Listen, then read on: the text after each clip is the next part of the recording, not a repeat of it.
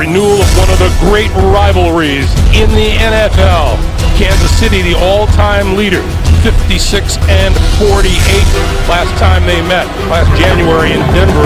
Won by the Chiefs by a score of 7-3 as we welcome you to Arrowhead Stadium on a beautiful final Sunday afternoon in the month of November. And Dan, you can count the number of times that on 2 or 3 fingers that Arrowhead Stadium wasn't filled to the brim. Yeah, it's a late arriving crowd. It's a disappointed crowd. But you're right about the weather, Greg. No wind at all. Temperature right now is around 50 degrees. Bright sunshine, not a cloudless sky. A perfect day for football. Sean Drone is deep. The Chiefs won the toss. They are getting the football first, and Drone 2 yards deep out of his own end zone. And lots of blocking in front of him, breaking to the outside and out close to the 30-yard line. Brady Quinn came on at halftime last week in relief of Matt Castle in the loss to Cincinnati.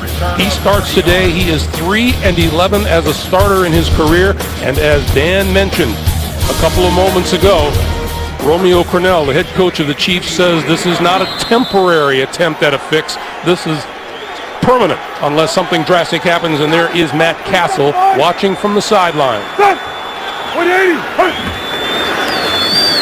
This is Jamal Charles, an outstanding runner, and he busts it out to the 35, brought down by Wesley Woodyard. Injuries have hit the Chiefs' offensive line hard. Left tackle Brandon Albert is out. Rookie Donald Stevenson replaces him. Kansas City owns the 4th best rushing attack in the NFL, led by Jamal Charles. And if things aren't bad enough, Jamal Charles, after that first run, had to come to the Kansas City sideline. Looked like he was clutching his midsection. Peyton Hillis replaces him in the backfield. Oh, you can't even measure what a loss that is for Kansas City if that makes him a little less effective. Hillis to the left side. Let's go back and take a look and see what happened to Jamal Charles on that opening carry. Oh, and he's doubled over on the sidelines. A good positive gain, a good cut up field. He might have landed on the football. Looked like the football, rather than off to the side, is right underneath it, and it comes down and looks like it hits him right in the sternum. And that hurt. Hopefully it was just getting the wind knocked out of him. That's from a Kansas City perspective. They just can't lose Charles. Sean Drone is now in the backfield on 3rd and 2, and he gets a first down across the 40 and out to about the 43-yard line. Denver's 4-3 defense, number 92, Elvis Dumerville. 8 quarterback sacks. He's forced 6 fumbles. A terror for quarterbacks at linebacker in Von Miller. 13 sacks, 23 tackles for a loss. That leads the NFL in that department. And the one and only Champ Bailey holds down 1 corner in the secondary. 51 career interceptions, 33 of them as a Bronco. Well, this is no surprise for the Kansas City offense that they're running the football successfully so far. Quinn to throw his first pass of the day on the slant at midfield. It's complete to Dexter McCluster. And across midfield and into Denver territory to the 49. And Raheem Moore drops him immediately. This is a good job of holding on to the football. McCluster took a big pop right off the bat. Yeah, I'd be happy about holding on to that ball too. And there's some good news for Kansas City. Jamal Charles back into the backfield on 2nd and 3. And this is Charles, left side, has a first down inside the 45 to the 44-yard line.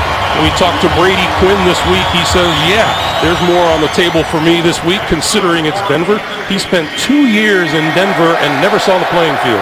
Now keep in mind that this is his 6th season in the National Football League after being a first-round pick of the Browns back in 2007. But amazingly, in those 6 years, this is just start number 15 for Brady Quinn. For all of his time in the league, he's relatively inexperienced. On first down, this is Hillis. And Hillis lost the ball. Was he down before he coughed it up? Officials say it's Denver football. Mike Adams with the recovery. So there's a lot of officials looking at each other. Jerome Boger's looking up at a play, looking at a replay on the screen. I think his knee's down before that ball comes out. I think that left knee hit the turf. It looks to me. Denver does a good job of stripping that ball, but I think his knee is down before that ball is stripped away. Jerome Boger is our referee today. Romeo Crennel has challenged. Jerome Boger will take a look.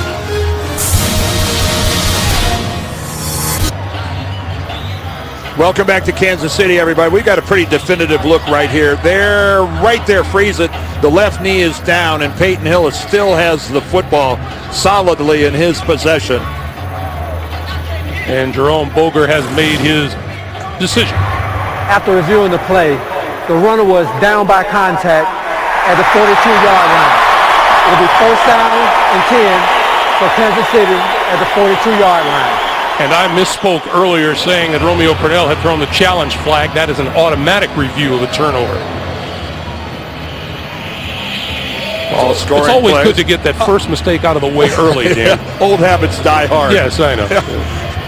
In the current NFL, all turnovers automatically reviewed, all scoring plays automatically reviewed, and replay did its job right there.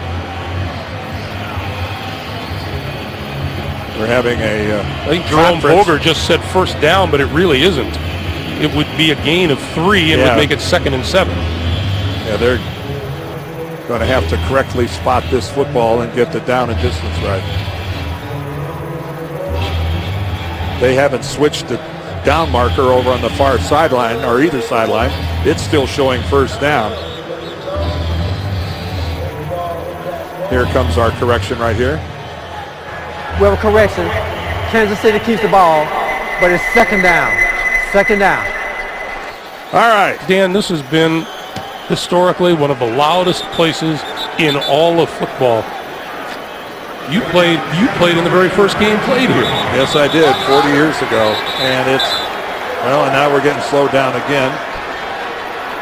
Chiefs are at the line of scrimmage, and Jerome Boger steps in, and now let's play some football. There are a lot of empty seats here at Arrowhead, and obviously there's a lot of discontent in this town. There is, and this is one of the great fan bases in professional sports. And they are an unhappy lot right now. 1 and 9 will do that to you. Brady gives to Dexter McCluster. McCluster turning the corner, cuts inside the 25 to about the 23-yard line. Brought down by Jim Leonard. That's a terrific looking running play. Well, and this is really an in-your-face from the Kansas City Chiefs, because let's not kid ourselves. The Broncos know that they're going to run the football. And right now they are getting blocked. They're struggling to get off blocks. And this time McCluster enjoys a huge opening off the right-hand side. But this is not taking Denver by surprise.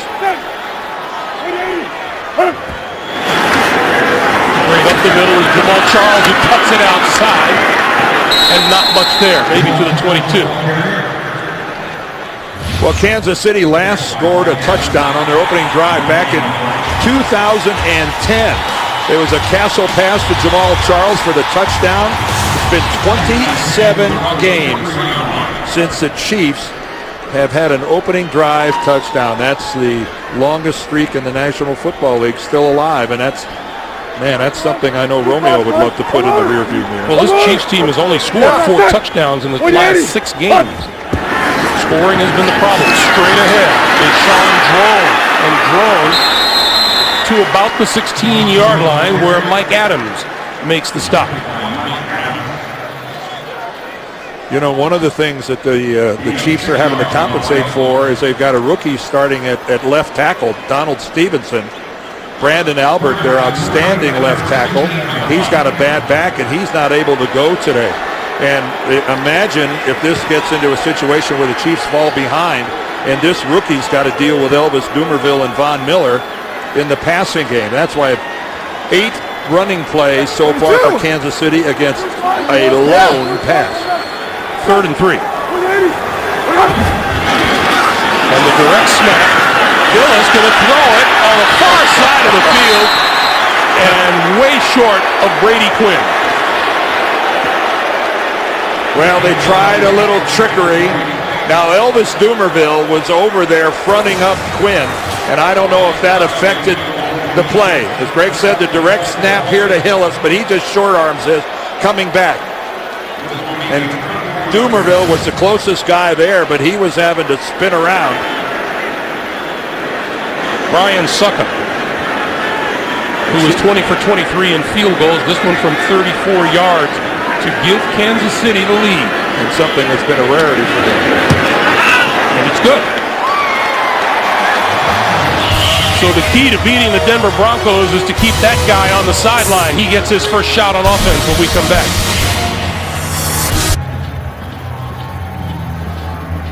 Chiefs get a field goal and take a 3-0 lead. Fans were booing, Dan, and I'm sure many of them will ask, as I asked during the break, think the running game is going so well, why would you try a play like that? Well, because you're selling the running game, and really Matt Castle was open. I mean, not Matt Castle, but on the other side, Brady Quinn was open. A better throw from Hillis would have picked up a first down.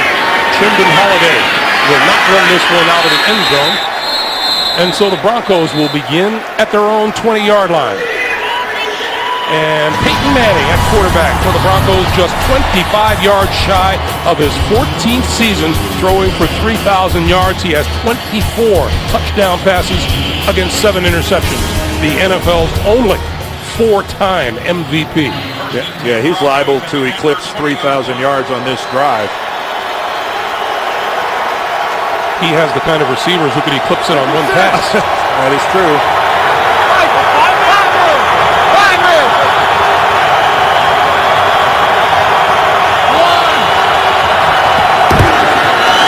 Give it to Noshawn Moreno, and Moreno not much there at all, maybe a 3-yard gain. Derek Johnson with the tackle.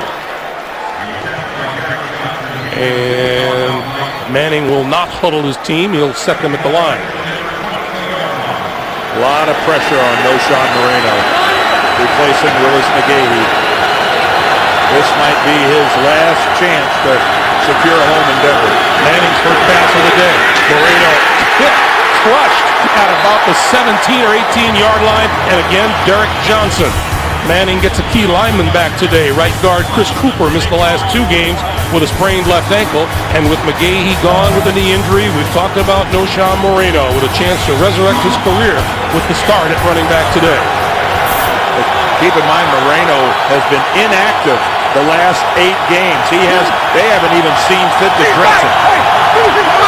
3rd and 12. That's way down the pecking order.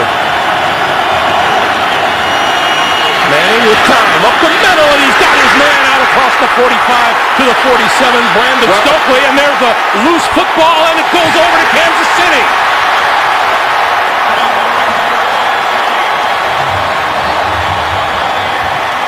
And Stokely is shaken up. Well, Stokely took a huge hit.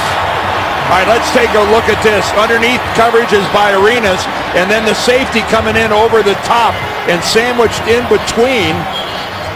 And it looked like that ball was on the ground. Let's take a look at it. That may end up being an incomplete pass. Review in progress.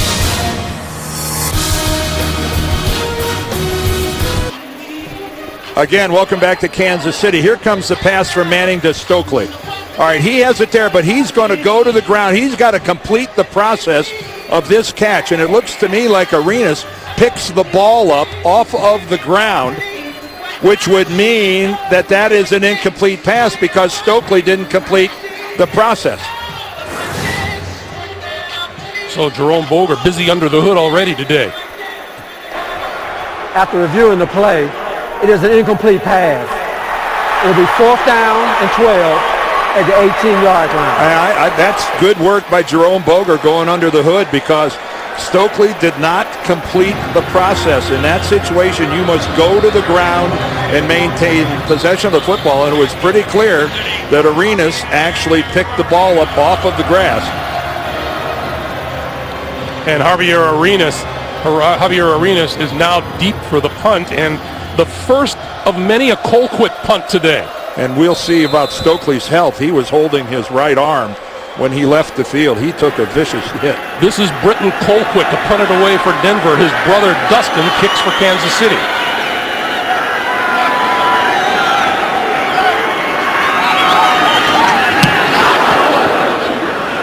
Arenas with a chance for a return from the 37. Midfield, up the middle, inside the 40-yard line. Brought down by Omar Bolden. And terrific field position for Brady Quinn and the Chiefs offense. Tomorrow on CBS, is she a psychoanalyst or just plain psycho? Catch an electrifying new Hawaii 5-0 tomorrow only. CBS. Well, right now, if you're the Denver defense, you look at the first Kansas City go-around, 8 running plays, 2 passes, one of which was a halfback pass by Peyton Hillis. So you might have some idea what's coming at you.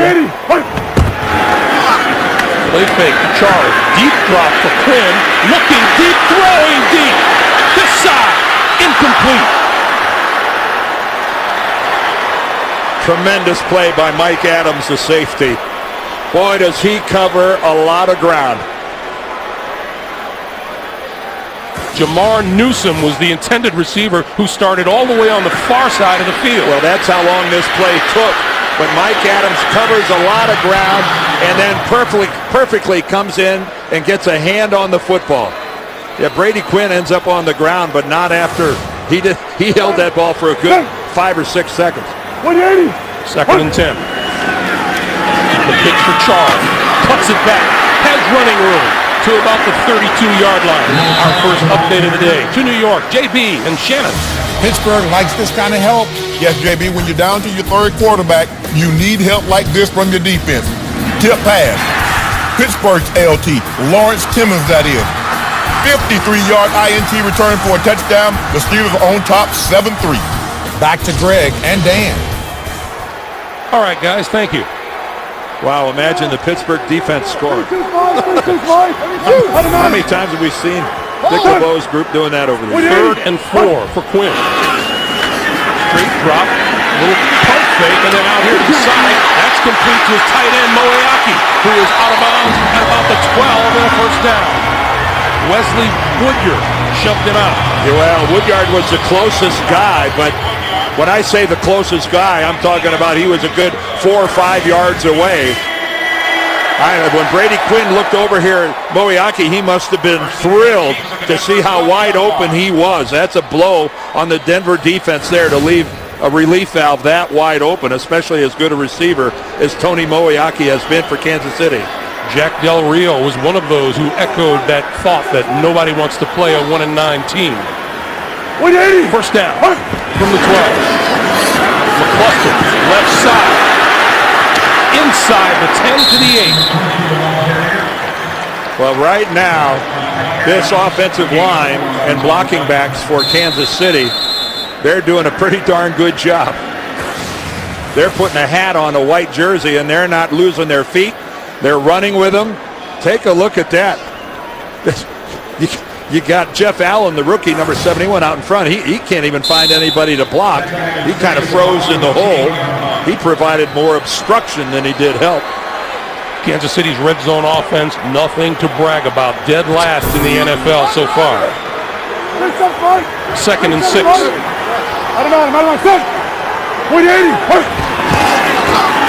Charles, left side for maybe a yard. Well, we come up on 5:50 to play in the first. That was a good job. Looked like Derek Wolfe set the edge over there. That was one of the first times we've seen the Denver defense set a hard edge where Kansas City couldn't get around it. And Brady Quinn told us, he said, look, we can't just punt. We've got to take our chances. With Manning on the other sideline, you just can't play a conservative game. What he said was you just can't punt and give the ball back to Peyton Manning. 3rd and 5. And the play clock winding down. Yeah, they're inside. Boy, down to 5 seconds. Quick snap. The pass. That is caught at about the 5 and ahead to the 4-yard line. Terrence Copper. And he was hit there by Champ Bailey. And that'll bring the field goal unit on. And the fans want the team to go for it on 4th down. Well, the fans, what they're saying is, look, what do we have to lose? We're 1-9. We're huge underdogs. If we don't get it, but I think the coach in Romeo Crennel comes out and says, look, we'll play the odds. I hate to have a good drive like this end up with nothing. And you'd give the Broncos tremendous momentum if they stopped it. And I think if it was 4th and 1 or less, they might have gone for it. 22-yard field goal by Suckup is good. And with 4.5 minutes to play in the first quarter, the Chiefs extend their lead now to 6-0. 2 drives, 2 field goals for the Chiefs, and they lead it by a score of 6-0. And as we noted at the beginning of the game that there were an awful lot of empty seats, which is unusual for an Arrowhead Stadium crowd, we should note the fact that they filled up pretty well since then. We called it late arriving, and that's exactly what it was. But they're here. Well, there was barbecue to be finished. And I wish I was out there finishing it with Trendon Holiday. And he will run this one out after a delay. To 15, and he has running room. 30. And out of bounds at about the 45-yard line. They'll mark it at the 46. Trendon Holiday. He's small, but boy is he quick. Hey, you got a sports fan on your gift list? Avoid the crowds with CBSSports.com. Shop, save big on all officially licensed clearance gear with an additional 20% off now at shop.cbssports.com. 47-yard line of the Denver Broncos, and Brandon Stokely shaken up on that last play on offense for the Broncos, back in the lineup.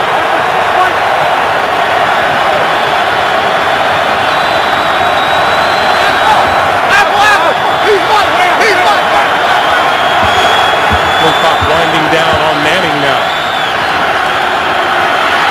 Under pressure, and goes down at the 38-yard line. In on him, number 50, Justin Houston. That's his 8th sack of the season. Well, when we talked to Tamba Ali, he said you got to be relentless against Manning, and you can't get frustrated because he gets rid of the ball so quickly. But that time, Peyton Manning found nothing downfield. And here's a good look at what he's seeing, and what he's seeing is his receivers not able to get separation from the Kansas City DBs. Justin Houston was in on a pretty good left tackle in Ryan Clady. Manning quick pass outside. That's complete to Stokely, and Stokely brought down at the 44. Well, you've got to admit, so far in this first quarter, and we'll see how long they can keep this kind of urgency in their game, but the Kansas City Chiefs on both sides of the football playing mighty hard. That completion allows Denver to get to -5 yards on the day so far. 3rd and 13.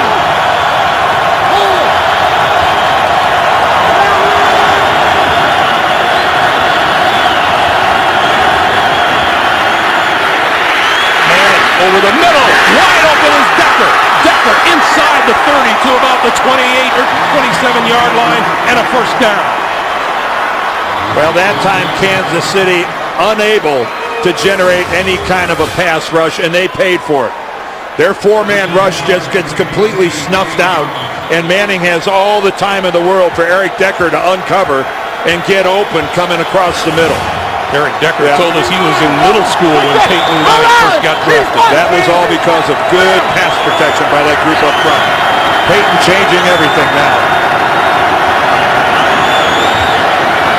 From the 28, Manning throwing inside the 20-yard line to Brandon Stokely, and that is ruled a catch.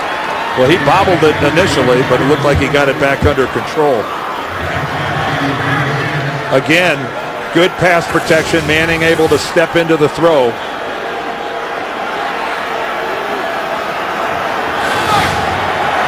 Pick up with 8, 2nd and 2.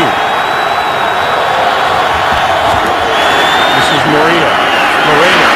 Penalty marker flies as he ducks inside the 15 to about the 12.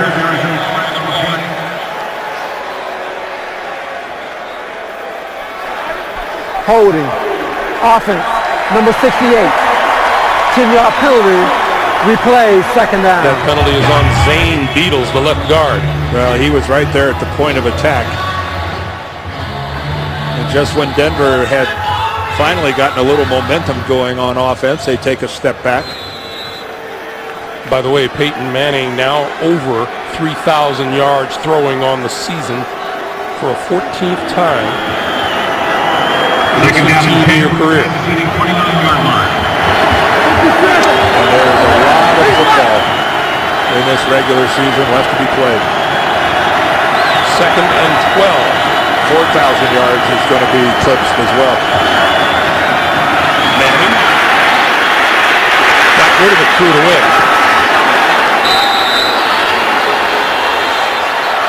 And a little bit of a yelling at an offensive lineman or two. Well, Peyton Manning inspires everyone around him. He demands that they play to his level. I think when we were talking to Ronnie Hillman, their rookie running back, he's put it best. He goes, I'm more afraid of Peyton Manning than I am of the coaches.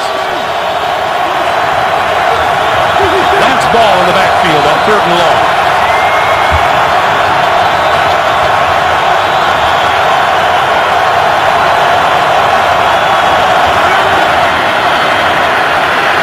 Throwing far side of the field, and that is off the fingertips of Demaryius Thomas. First time he's been thrown to today. Incomplete. I think Peyton put it in a pretty decent spot, giving Thomas a chance, considering Brandon Flowers has got good inside coverage on it, and that's the only place Peyton Manning could put it because of Flowers' coverage. Give Brandon Flowers a lot of credit there. He forced that incompletion. So here is Matt Prater. 15 out of 17. This is from 47 yards out.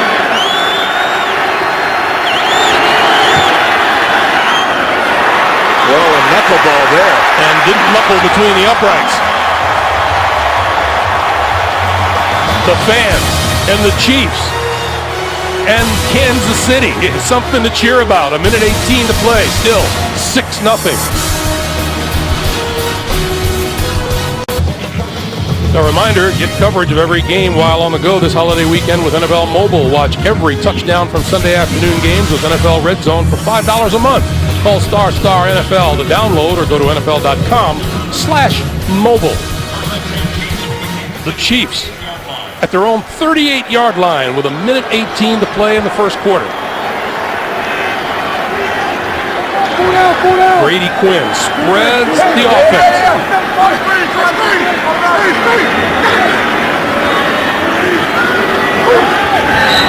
And we get movement up front. False start. Offense, number 74. 5-yard penalty. First down. You know, this lead for the Chiefs, Dan, is rarefied air for them. Yeah, take a look at it. They've led for a little over 8 minutes today, as you see down on the bottom, but only 26 minutes and 1 second for this season. And look how that compares going all the way back to 1983. It's historically, it's such a small amount. And from a player's perspective, a fan's perspective, you know, it's a whole lot nicer game when you can play with a lead. And the Chiefs have rarely had it. On 1st and 15, they'll run it with Charles up the middle, and Charles across the 35 to about the 36-yard line, brought down by Justin Bannon. And it's really good news for the Chiefs that Jamal Charles, after looking like initially might have hurt himself, apparently just got the wind knocked out. Good news for them that he's back in the lineup. He and McCluster are a couple of just explosive players that are just a big play waiting to happen. Picked up 4, 2nd and 11. We are in the final minute of the first quarter. Quinn throwing, that's complete, across the 40 to about the 42 or the 43 to McCluster. And the Chiefs are really working hard trying to get the football to their big playmakers, and that was one of the few real conventional looking passing plays by the Chiefs, where Brady Quinn in a shotgun empty backfield gave it away and completed the pass, albeit a quick one, but nonetheless a completion. We'll see if the Chiefs get a playoff before this quarter expires, and it appears they will not. So we come to the end of one. Hey, surprise around the NFL. The Chiefs lead the Broncos 6-0.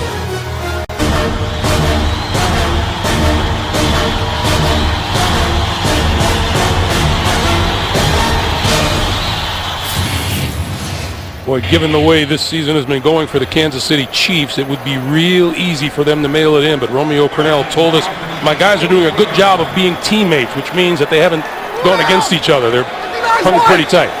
Yeah, take a look at how they had reversed that first quarter trend. 3rd and 5 for Brady Quinn.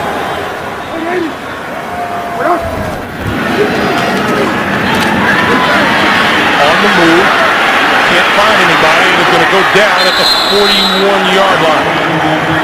Well, Von Miller got over there and sealed it off, but they fooled Kansas City that time. The Denver defense brought only a 3-man rush.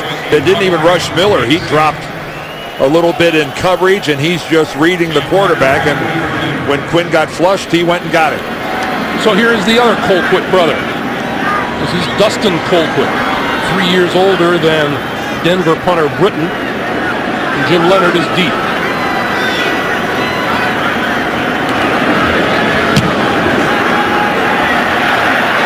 That's a pretty good kick. It hadn't gone into the end zone, but it did. Hey, Wednesday, in prime time, James Brown, Chris Collinsworth, Phil Simms showcase America's favorite game with their own unique style inside the NFL Wednesday on Showtime.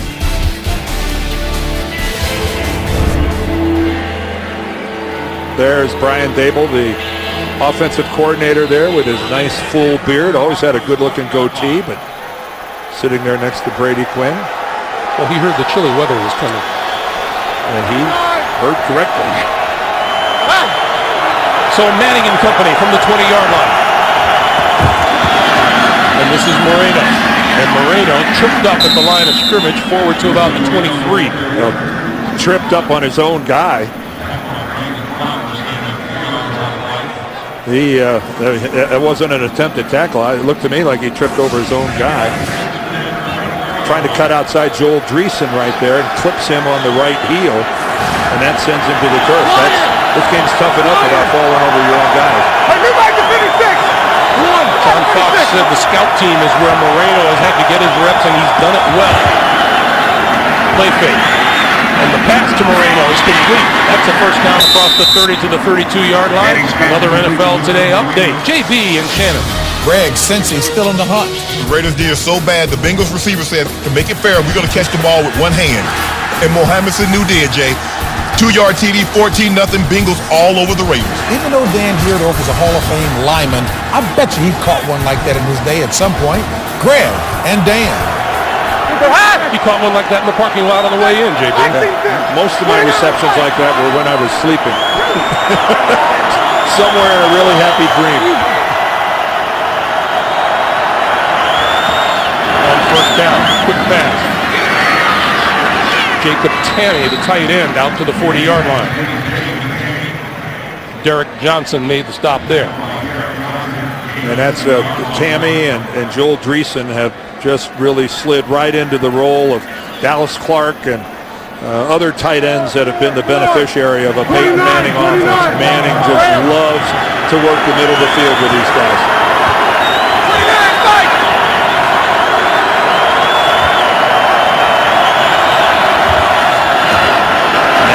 Quick pass to the outside, and that catch is made again by Moreno to the 45-yard line and a first down.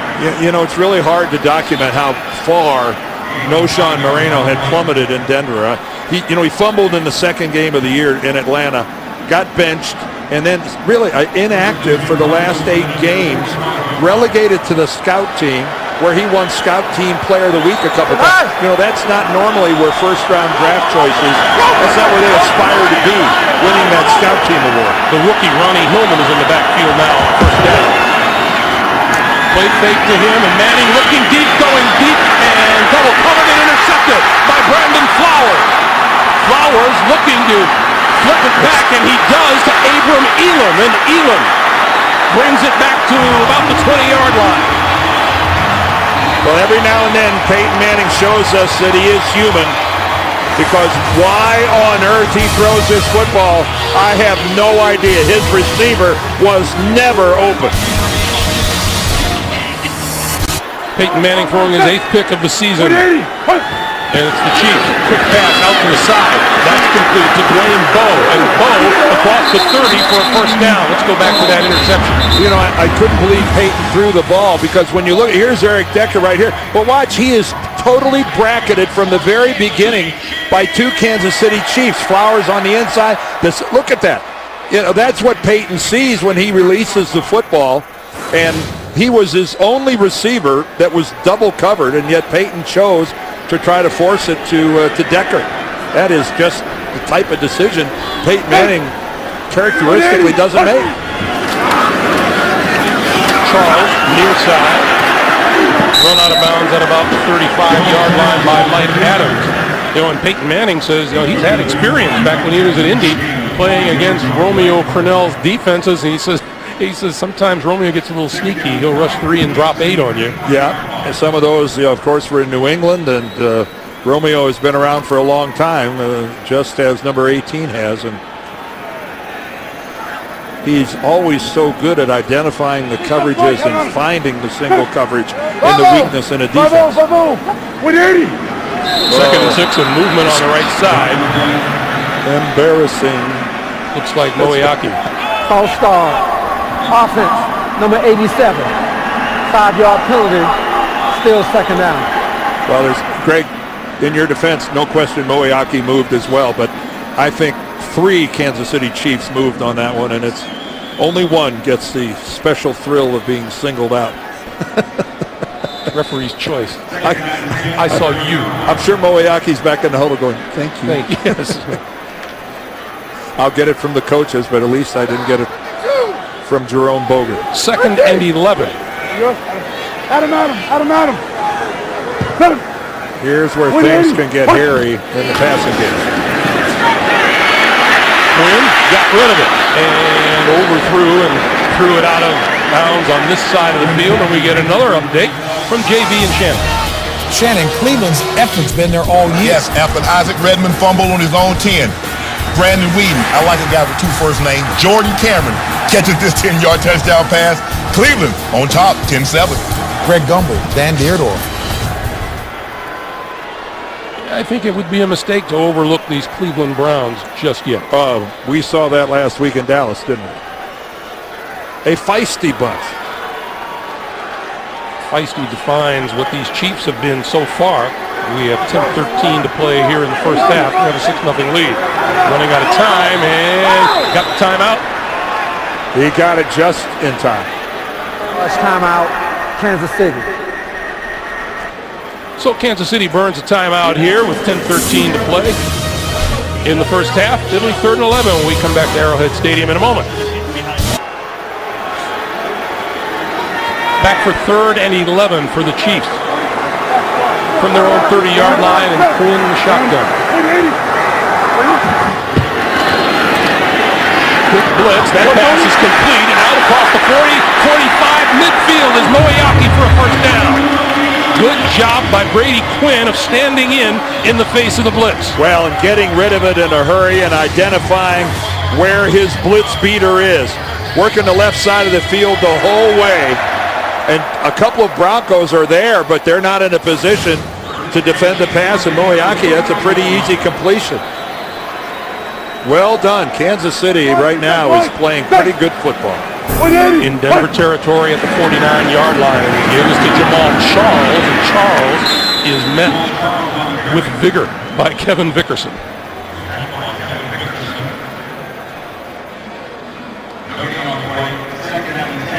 Well, this Denver defense, they played so well a year ago. I mean, Tim Tebow got all the publicity, but the reason that they won those games down the stretch was how well their defense played. And Dennis Allen, their defensive coordinator, gets the head coaching job in Oakland out of it. And they're very fortunate to have the guy we just saw, Jack Del Rio, after 9 years in Jacksonville. He is a defensive mastermind. Brady Quinn, pass over the middle, and that's complete inside the 45 to McCluster to about the 43. But again, just the kind of completion that makes 3rd down a little more manageable. Now, Brady Quinn's not exactly working both sides of the field with his eyes, but his guys are getting some separation right now. They are they are separating from the Denver defenders more often than not. And now Quinn looking at a 3rd and 4.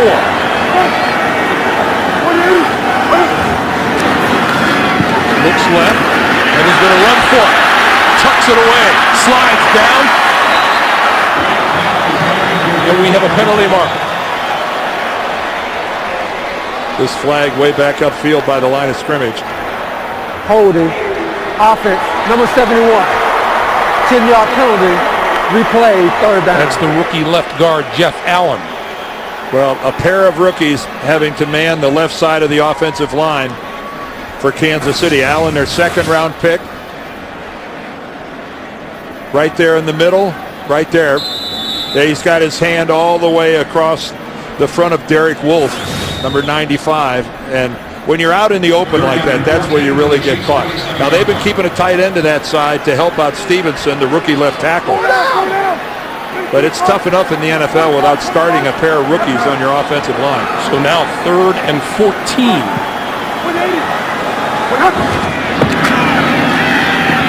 Quinn with time, and that's complete. And to the 40 is Dwayne Bowe, and just short of a 1st down. And will Romeo Crennel go for it or not? No sign of the punter on the field. And Brady Quinn says, let's go for it. And they will. Because they actually have, it's less than a yard. And, what does Romeo Crennel and his Kansas City team have to lose? This is, if there's a luxury of being 1-9, this is it. You see how successful the Chiefs have been on 4th down this year so far. Quinn with no one in the backfield with him. And a whistle before the sneak, and they took a timeout. Before the snap, Kansas City called timeout. Their 2nd. Wow. Cancel that 1st down. We're back in Kansas City, and Romeo Crennel was unhappy as he's unloading. Oh, geez, and here's a false start. Now, Denver jumped. The question's going to be, were they in the neutral zone, and did they draw Kansas City into an involuntary Kevin reflex Dickerson action? was involved. At first glance, it looked like Denver reset.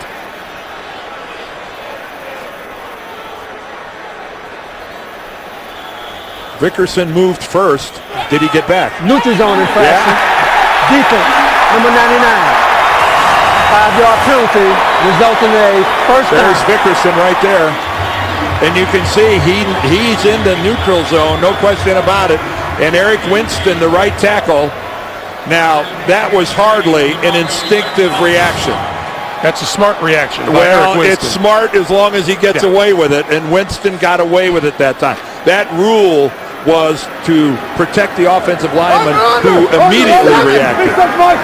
First down at the 35. A veteran move by Winston worked. Charles for about 1.5 yards, maybe 2. Derek Wolfe, the rookie defensive end out of Cincinnati, with the stop. And we come up on 7 minutes to play. And one of the things that's really working to Kansas City's advantage so far, they have run 27 plays to this point. They've still got the football. Peyton Manning and the Broncos have run 14. They've doubled them up in plays so far here in the first half. On 2nd and 9, Quinn throwing his side to McCluster, and McCluster can't break away from the first hit. And he's down at about the 33-yard line. Tonight, on 60 Minutes, Lara Logan travels to Africa with legendary filmmakers to show you big cats like you've never seen them before. 60 Minutes tonight. Well, here again, these are the kind of situations. 3rd and long for any offense is not desirable. But it's made even worse when you've got rookies on your offensive line and against a couple of the game's premier pass rushers of Weaverville and Miller.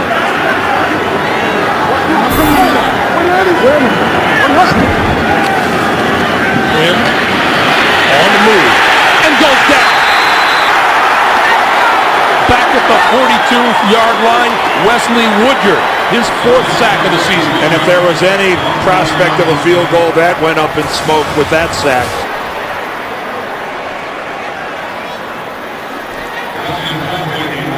And again, Wesley Woodyard has just come on. He got to play because of the suspension of DJ Williams. He was predominantly a special teams guy, and now he has become a good player from the line of scrimmage to the point that Williams isn't on the verge of getting his job back. Woodyard is keeping it. Dustin Colquitt looking to pin the Broncos deep, and the fair catch is called for and made by Jim Leonard back at the 6-yard line. Peyton Manning operating out of a hole when we come back. There's a lot to be said about playing for pride in the NFL, and you can see that the Chiefs' defense has stood up very well against the potent Broncos offense so far. 5:15 to play in the first half. Well, the Chiefs' defense hasn't been the reason that they're 1-9. Manning pulls it down, throws over the middle, and that's grabbed by Thomas. And Demaryius Thomas across the 20 to the 21-yard line.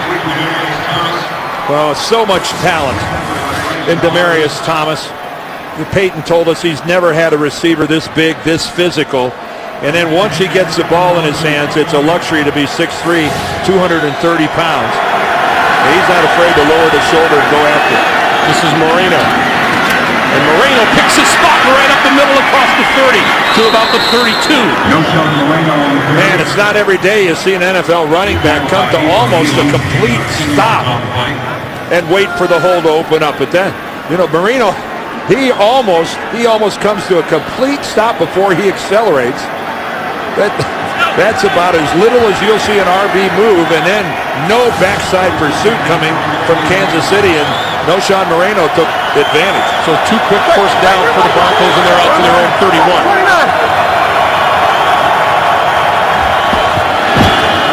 Play fake to Moreno this time. Manning under pressure and throws and hits Stokely. Stokely across the middle, inside the 40 to about the 38. Brandon Stokely said, "I was finished. I thought I had played my last snap in the NFL until Peyton Manning called." And what he does so well, working the intermediate part of the field. And then the safety, Lewis, he makes a mistake of thinking that Stokely's going to go out of bounds. And he does not, and picks up about another 5. Another first down. Moreno, running room, left side. Inside the 30. Well, we talk about setting the edge. That was the disappearing edge. That was just superbly blocked by the guys from Denver. They just wiped out that side of the Kansas City defense. And Moreno is starting to get his legs under it. 2nd and 1. Good. Put it on.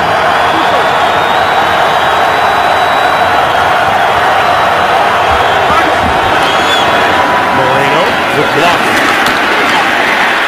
and net at about the line of scrimmage, and I don't think he got the first down. He's about a yard shy of it, looks like, from here. It'll be 3rd and 1. Well, again, we talk about setting the edge. Watch right in front of you, Justin Houston, number 50. He's riding the outside shoulder of the offensive lineman, and then he just doesn't give ground, keeps that outside shoulder, and comes off and makes the play. That's textbook on how you do it.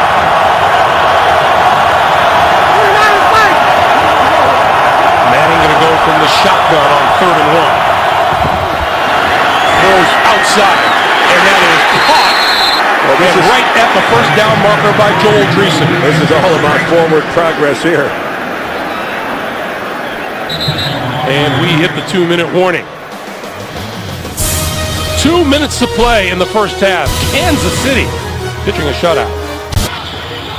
We remind you, coming up, the Verizon Halftime Report. JB, Dan, Shannon, Boomer, and the coach for all the latest NFL scores and highlights coming up on the Verizon Halftime Report. Meanwhile, John Fox has been waiting for his offense to do what they do best, and on this drive, they've finally done it. They did measure for the first down, and they do have a first down at the Kansas City 28.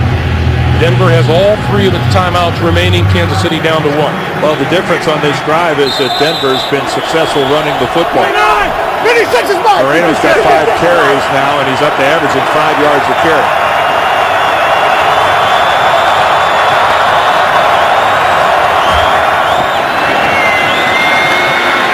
Manning looking, got hit from behind and goes down at the 33. Justin Houston again. And again, Peyton couldn't find anywhere to go with the football. He had all the time in the world. He's in the pocket, he just can't find, he's not even close to cocking and throwing. And looking downfield, there's Jacob Tamme. He's knocked clear out of the play, and Tamme looks like he's hurt. But Peyton had absolutely nowhere to go with that. He's lucky he didn't fumble. 2nd and 14. Manning over the middle, wide open, inside the 15 is Tamme. I guess Tamme wasn't hurt very badly, was he? All the way to the 11 and a first down.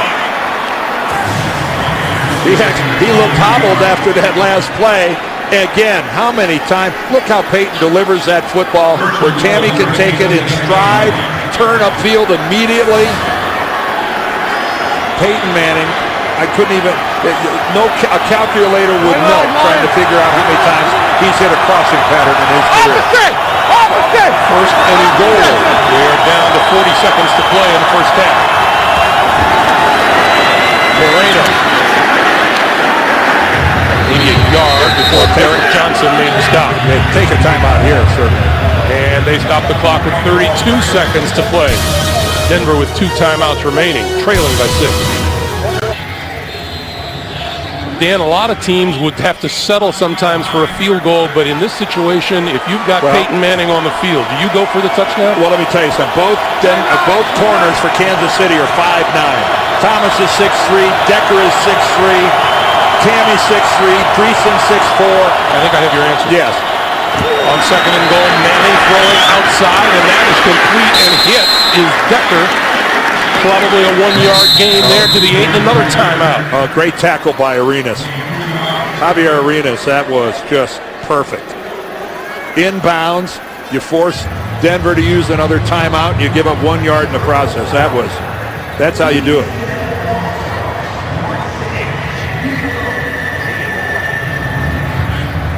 I'm sure when Peyton threw this football, he's going, well, it's going to be a short completion, but we'll get a clock stoppage because we'll get out of bounds.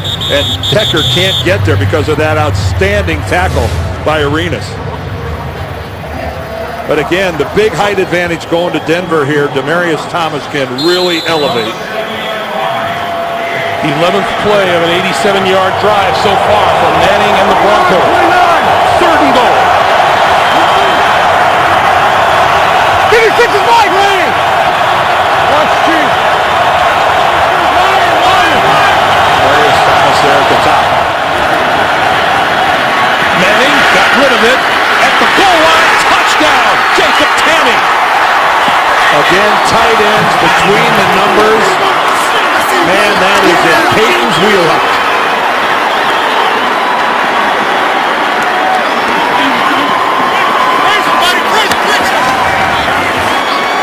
There you got Jacob Tamme, the little jerk route, facing it to the outside, back to the inside. That is so difficult to defend. And Peyton with a little pocket movement, and even under pressure, he ends up getting thrown to the ground by Tyson Jackson. Banged his head a little bit, but again, he delivered a perfect pass to Jacob Tamme, his old Indianapolis teammate. His 25th touchdown pass of the season. That's the 14th time in his career. 25 or more TD passes in a season. And here's Kansas City, just has played so well all half. And if this is good, they're going to be behind going in at halftime. And they are by a score of 7-6. Again, they settled for field goals in the red zone, and Denver settled for a touchdown in the red zone. Again, Brandon Stokely takes the crowd into the end zone. And that's under pressure. That's just a perfect throw from Peyton Manning. And good job by Jacob Tamme of fighting his way into the end zone. Eric Berry just not able to get him to the ground. Peyton Manning has thrown 8 touchdowns in the month of November. Chiefs quarterbacks have combined for 6 touchdown passes all season long. And as we just mentioned, for the 14th time in his season, he's reached the 25 passing touchdown mark. You think we would ever get tired of sitting down at a table and talking football with Peyton Manning? It's one of the most enjoyable experiences that I've ever had as long as I've been in this game, is sitting and talking to Peyton Manning. Only if for no other reason that he is just so straightforward and honest about his feelings about the game and what he does, how he goes about business. It was really interesting to hear him talk about the prospects of him, about the whole year that he sat out last year and whether or not he'd be able to come back or not. Sean Throne is deep. And doesn't look like he'll return this one. And he will not. It'll be a touchback and come out to the 20-yard line. Hey, last month, as part of the NFL's Play 60 initiative, the Denver Broncos invited some of the local kids onto their home turf for an afternoon of activities. Led by Wesley Woodyard, the kids ran through a host of activities inside and out of the stadium and also had the chance to mingle with their favorite Broncos. NFL Play 60 is a national youth health and fitness campaign focused on increasing the health of young fans by encouraging them to be active for at least 60 minutes a day. What a great program and an opportunity to actually shake hands and get up close to an NFL player. How cool for those kids. Brady Quinn takes a knee, and that will do it for the first half. Kansas City led almost the entire first half. A late Peyton Manning touchdown, and it's 7-6 Broncos at the break. Say this for the Kansas City Chiefs. A lot of pride coming out here today. Back with the Verizon halftime report after this message and a word from your local station. Manning looking deep and double covered and intercepted. Oh, a knuckleball there. At the goal line, touchdown, Jacob Tamme. And back at Arrowhead Stadium, there is our score as we get set to start the second half. Denver by 1 by a score of 7-6. Remember, follow your favorite team all season long. Go to itunes.com/NFL. Full games, highlights, and more at itunes.com/NFL. Greg Gumbel and Dan Deerdorf back with you. And Peyton Manning has had things going all his own way the last several weeks for these Denver Broncos, but the Chiefs have made him earn everything today, haven't they? It has been a struggle. He's been under some pressure, and the pass rush from Kansas City has been fairly effective. This was just really a bad decision on Manning's part, throwing into double coverage. Flowers with the interception, indicative of some of the pressure. And he did move. He beat the pressure that time to get the ball to Jacob Tamme for the touchdown. And look at Brady Quinn, 9 of 11. Granted, not a lot of yards, but Peyton Manning got the one touchdown, but he has the one interception that kind of mars things. You knew that ruined a half for Manning. And the Denver Broncos are going to get the ball first here in the second half.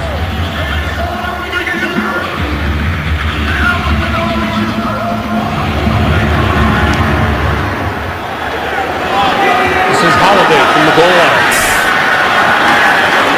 Outside. Cuts it down. And out of bounds just about the 45-yard line.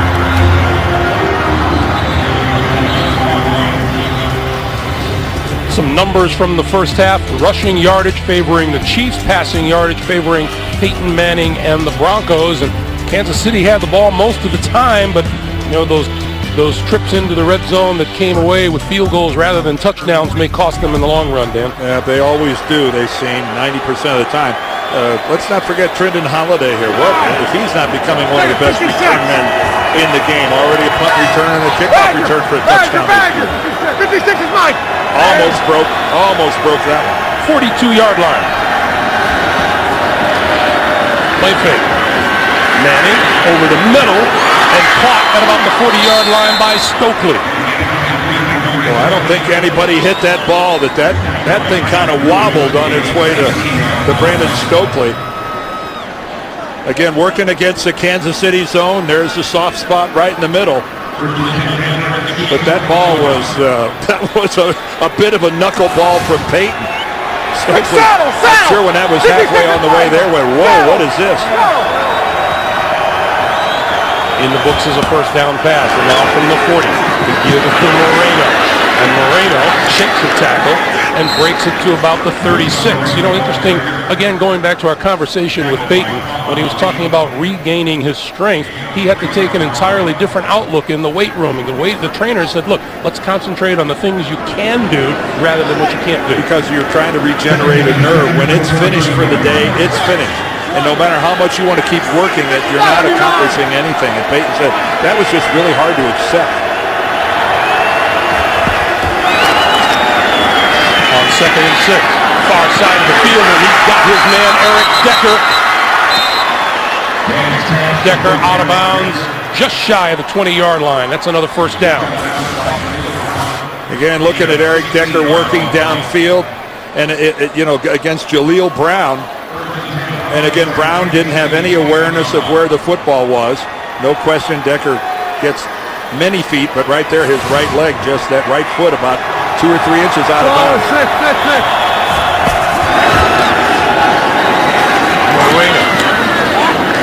How funny was it talking to Eric Decker and comparing last year to this year? He said last year, well, the adjustment to Peyton has been slow this year because basically he said last year was like running a wing tee. Well, it was just, they went to that option, veer, whatever you want to call it, offense that Tebow ran in the second half of the season. And let's face it, who wants to be a wide receiver in that offense? It's not what they dream about. This is 2nd and 6.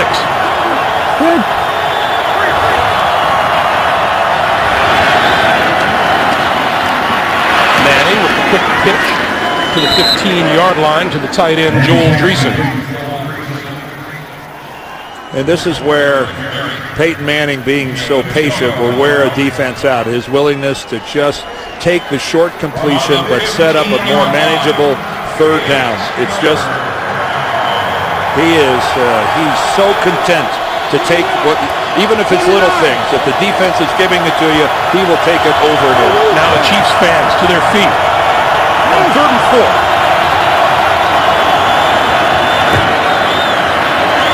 Manning throwing and incomplete at the 5-yard line.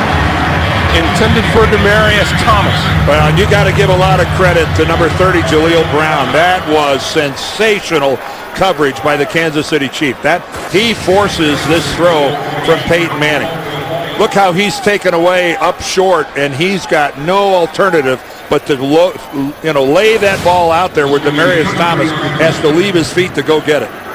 Matt Prater missed from 47 yards out in the first half. This one from 33. And he pulled that one off the upright.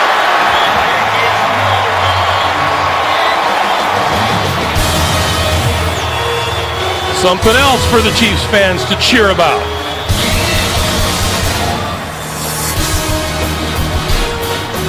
From the Chiefs' 23-yard line. Matt Prater has missed as many field goals today as he had all season long coming in. It's still a 7-6 game, and now Brady Quinn for Jamal Charles. Charles finding running room out to about the 28-yard line. Hey, tomorrow, when two broke girls get a business opportunity, they'll do anything to make it happen. Catch a new episode tomorrow, only CBS. And that's exactly what Kansas City has to do, just go back to the running game. It was very effective for them in the first half. They got a couple of penalties that hurt them on a couple drives, but by and large, they've been getting some pretty good movement up front. On 2nd and 5, Charles, running room, 35, out to the 39, close to the 40-yard line, and that's enough for the first down. Boy, you're getting some of their offensive linemen are getting some really good blocks, and the Broncos are having trouble shedding these blocks. Von Miller gets upfield. He sets the edge, but there's no pursuit back to the inside from the Broncos defense. Miller turns it back to the inside, but a huge hole. And take a look, a great block by Jamar Newsom, who just got elevated. Play fake, Quinn. And that's complete close to midfield to Jamar Newsom. Newsom was on the practice squad yesterday and just activated, and he's making himself known to he's probably got to introduce himself to a few of these guys. Not really. He practices with him every day, but just trying to make a point. Kind of exciting to be on the practice squad on Saturday morning, and then on Sunday afternoon you're not only suited up, but you're a real part of things. On first down, Charles again, and Charles with running room off the right side to the 40, and that's another Kansas City first down. Well, again, Jamal Charles, and again, this time to the inside. Von Miller gets pinned, but the backside pursuit of the Broncos is late getting there. Elvis Dumerville finally comes all the way across and makes a play, but wow, those are some big holes that Jamal Charles is finding early here in the third quarter. We're going to give it to him again, and this time he tripped up on his way to the line of scrimmage, and he's across the 40 to about the 39-yard line. Denver in the push and really in charge in the AFC West. Well, they're in the charge, but let's face it, they're going to win the AFC West. Nothing could happen, I think, to keep that from happening. They want one of the 2 seeds where you sit at home. Well, Houston clearly in control, and Baltimore is in control of that number 2 seed. But there's a huge game in 3 weeks where Denver goes to Baltimore. But that game is going to be tarnished a little bit if they slip up here. On 2nd and 8, we give it to Charles, and Charles to about the 37-yard line. Go back to your tool for success for these Kansas City Chiefs at the start of the day, Dan, to do what you do best. Again, Brady Quinn making the start today as Matt Castle has been benched. And Romeo is coaching them up. Yeah, again, look how well they've run the football. 145 yards a game is getting it done. Meanwhile, Peyton Manning relegated to phone call on the sideline. 3rd and 7.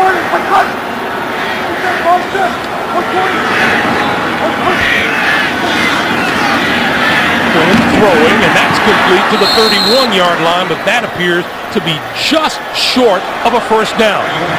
Romeo, what do you do? Well, he went for it. He showed earlier in this game in the first half that he was willing to go for it.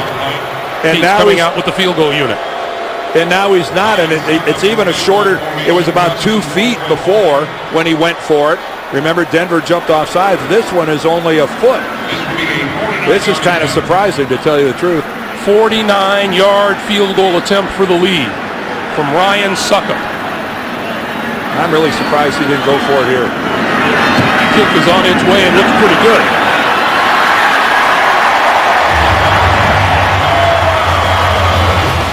Chiefs lost a 9-6 game to Baltimore earlier this year. They lead this one 9-7. Welcome back to Arrowhead Stadium. I suppose when you've been starving, a piece of straw to chew on is pretty good, and that might be the approach of the Kansas City fans here today. Trindon Holiday is deep. Holiday will not run this one out of the end zone, and they'll come out to the 20-yard line. When we come back to Kansas City, Peyton Manning and the Denver offense, they trail by 2.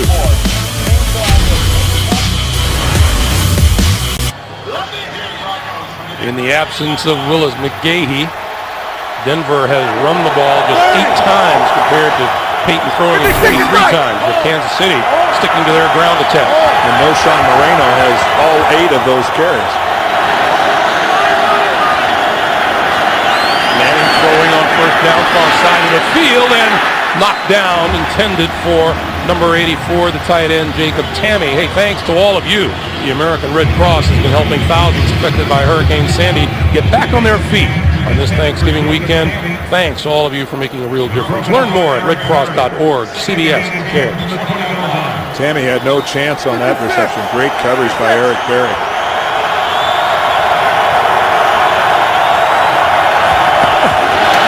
On 2nd and 10, this is Moreno, and Moreno running room as we get a flag in the backfield as he's out to the 35. And this will be a hold, it appears, on the Broncos.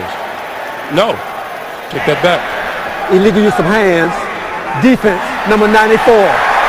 5-yard penalty added to the end of the run. First down. It's on the defensive end, Tyson Jackson. Well, Tyson Jackson was the number 1 pick back in 2009 from LSU. And boy, that was, you're right, when you normally see that flag go down, Greg, you automatically assume it's against the offense. You don't see that called very often. So first down at the 40, and Ronnie Hillman is in the backfield now. The third-round draft pick out of San Diego State. And his first carry of the day. Bounces it to the outside. Looking for a first down marker and very close to it in midfield before he is banged out of bounds by Kendrick Lewis. Yeah, all indications were that Hillman was going to get a fair amount of work today. He's a liability in the passing game. His blitz pickups aren't anywhere near where they need to be. Manning, the whole offense doesn't really trust him in that situation, but he is the fastest, the quickest, and the most explosive of the Denver running backs. And again, with Willis McGahee out, we'll see if he gets any more work in the second half. He got the first down. Moreno replaces him in the backfield. Play fake to Moreno. Manning stepping up, looking, and goes down. And there's Tyson Jackson with a sack. But again, that's the third time that Peyton Manning can find absolutely nowhere to go with the football. You know, he's got a good pocket initially. He's got all sorts of time, and it's not like he's getting tackled as he's getting set to throw. He wasn't anywhere near getting ready to release a pass. We saw Decker covered. There's Stokely covered. The back end of Kansas City just shut them down. Second and 10. Moreno picking up about 8, and it'll be third and about 2. Well, after being inactive for 8 games, you certainly have fresh legs. And Sean Moreno's running pretty hard today. And Peyton Manning said, too, he hasn't been playing special teams or anything. He's as fresh as they come. Third and 2. Unfortunately, he hasn't been as productive as they come. His career in these 4 years since he was the number 1 pick has been disappointing.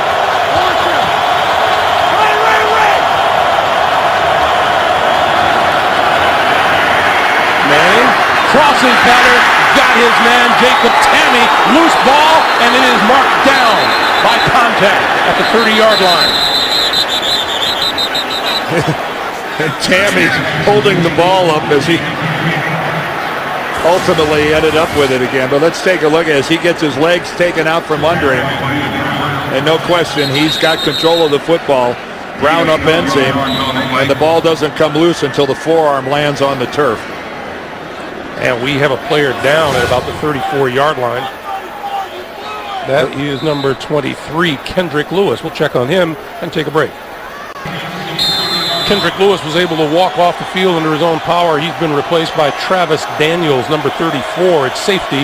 First down for Manning and the Broncos at the Kansas City 30. Manning to throw.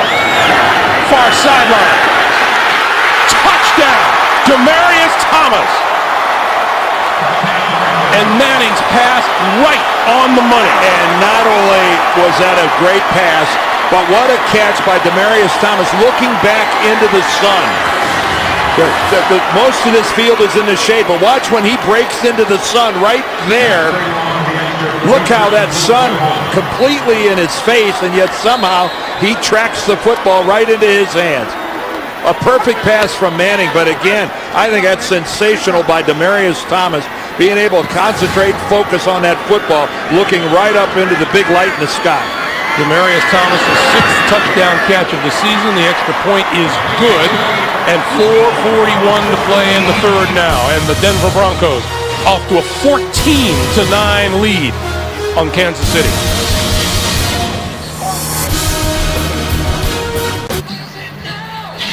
$80-yard drive, 7 plays, the last 30 of them. A Manning to Thomas touchdown. And it's a 14-9 Kansas City lead with 4:41 to play here in the third quarter. Pretty cool for Demaryius Thomas being tied with Calvin Johnson on those explosive plays. Sean Drone is deep.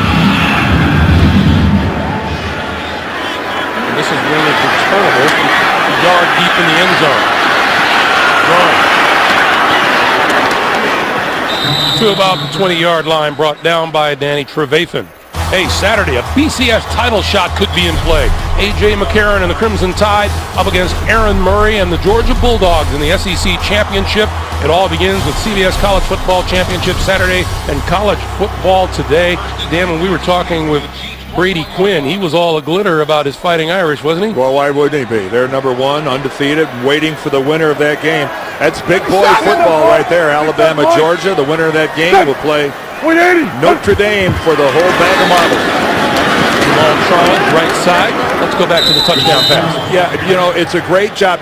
They've been doing so good across the middle. Here's Stokely right here. When he comes into the middle, he's going to occupy the safety, which means Peyton Manning knows that Demaryius Thomas to the outside has got single coverage. The safety isn't going to be able to get over there, and even looking back into the sun, Demaryius Thomas able to secure that football. Never even juggles it. And, just looking at how bright that sun is, I'm really surprised he was able to handle the football that cleanly. Quinn to throw on 2nd and 8. On the move, looking, throws, complete. Out of bounds at the 33-yard line is Dwayne Bowe. And we have a flag.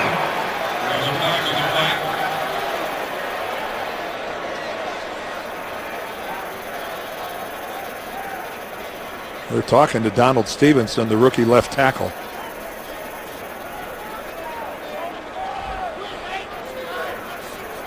Right now they're talking amongst themselves. Well, I have no problem with this because you just want to make sure you get it right. If one guy sees something and 2 or 3 other guys saw something else, sometimes you pick it up. As long as they don't pull out Barca loungers and take a extended break. Serve coffee. At the end of the play, personal foul, clipping, offense number 79. 15-yard penalty from the spot of the foul. Replay, 2nd down. That's the rookie Donald Stevenson. Let's see what happened. All right, let's watch him. There he is right there. That's Justin Bannon. And he does roll him up from behind. And that play was over. And that's no need for it. No, there was no need for that. I admire the kids' hustle being downfield, but you got to be smarter than that. You can't. First of all, there's a real potential for hurting a guy, and you're out in the middle. You're not going to get away with it. I'm sure in his mind he thought maybe he was parallel to him and was at the side, but even so, it was very late. So it's 2nd and 12. And we get a penalty.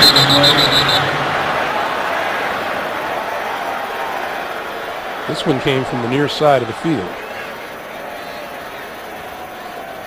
Come on, Winston!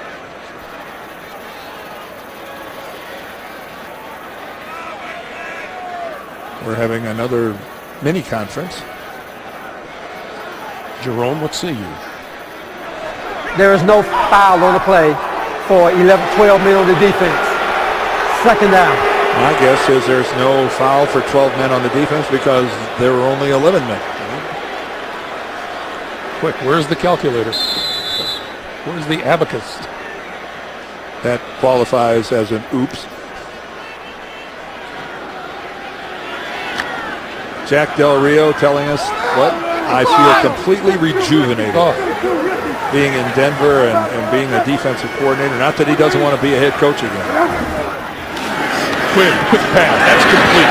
Out to the 30-yard line to Terrence Copper. Let's get another update from the NFL today. JB and SS. Shannon, weather forecast in Miami, 74 and clear, no rain for the next 2 days. Until Dan Marino turned the sprinklers on. He's like, I need every advantage I can get from my hometown Dolphins. Come on, guys. It's not that bad yet. 14-7 over Miami. Greg and Dan, I know you guys have seen some home cooking before. Back to Greg and Dan. Well, when you haven't showered yet at the start of the day, that comes in handy. I did a game in Jacksonville one time where that happened, where the game was on a Saturday, and that was the day they normally water the field, and they forgot to adjust the system. That old irrigation offense at work. Hey, vote to send your favorite players to the 2013 Pro Bowl in Hawaii. Vote online or with your mobile device at NFL.com/Pro Bowl or text Pro Bowl to MyNFL. You vote, they play. As far as who's done well today, well, Peyton Manning recovered from a slow start, 18 of 24. Well, how about Brady Quinn?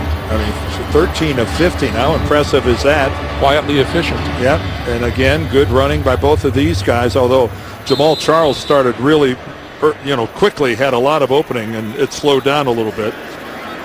Demarius Thomas, though, that touchdown reception of his was special. Under 52. Under 52's Mike. 52's Mike. Omaha. Kansas City has already eclipsed what Denver's rush defense. And now it looks like movement in the backfield. Yeah. Well, Brady, you could hear the hard count that Brady Quinn tried to get the defense, and he ended up getting one of his own guys. Listen to it, how hard he yells. Omaha. Man, what happens? You can't be paying attention in the huddle, or what? I have to admit, I've done it before. You just can't believe that you twitched like that. It's so irritating. You're so upset with yourself. Instead of 3rd and 1, 3rd and 6. Quinn throwing behind Charles, incomplete. And there's a flag after that hit on the far side. Well, Wesley Woodyard came in and really unloaded on Jamar. Are they going to say that Charles was defenseless?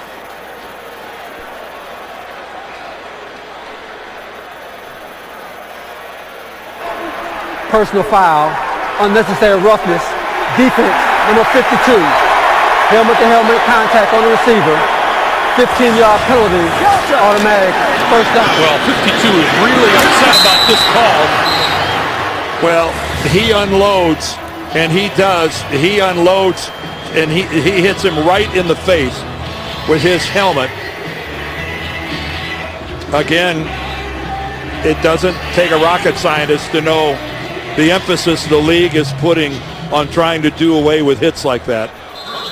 He didn't have the football, and you could have done something else. It's that plain and simple. So the ball moves out to the 40-yard line. First down for the Chiefs.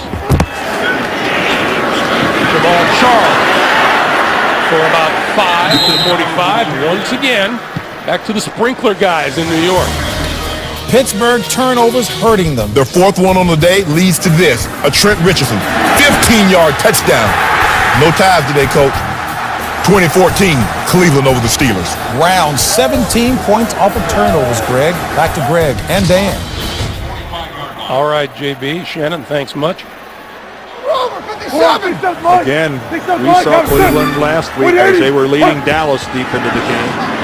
And around, Terrence Copper looking for a block, and he'll only gain about a yard on the play to the 46. Derek Wolfe trailing that play made the tackle.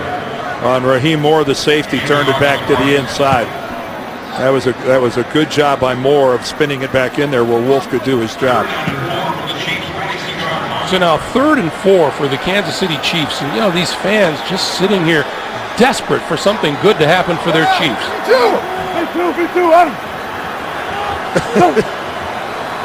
It's not that cold. I think she's covered up with hangers. Quinn on the move, penalty marker down, and the pass is thrown away. I think we have a massive hold.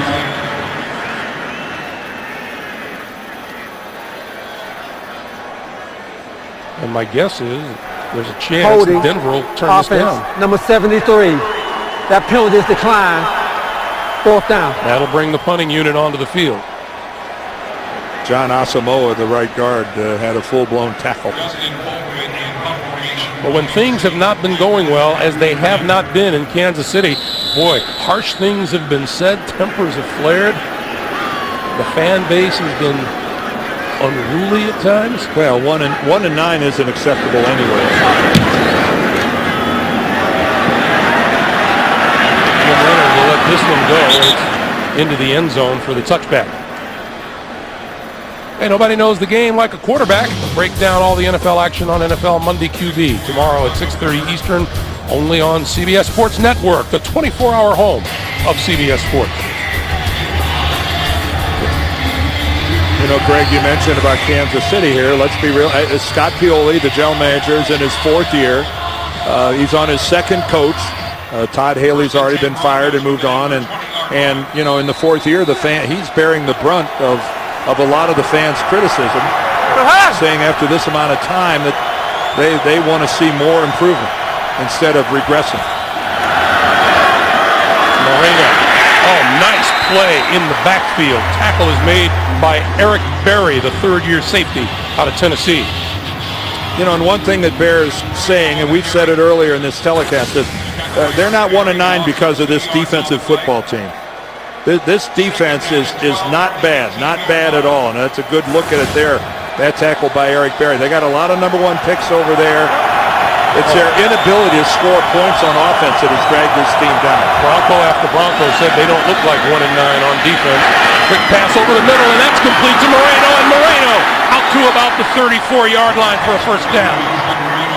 How many times today has Peyton Manning completed a quick little flip over the middle for yardage? Well, he's been working between the numbers, and he's killing the Chiefs in there. That's Moreno's 4th reception. And I know Sean Moreno has answered the bell. He has gotten his chance to play, and through 3 quarters, he has accounted himself pretty well. You asked John Fox, would it be fair if this is his last shot? And John Fox said, yeah, it's his chance to prove something. End of 3, 14-9 Broncos. Back after this message and a word from your local station.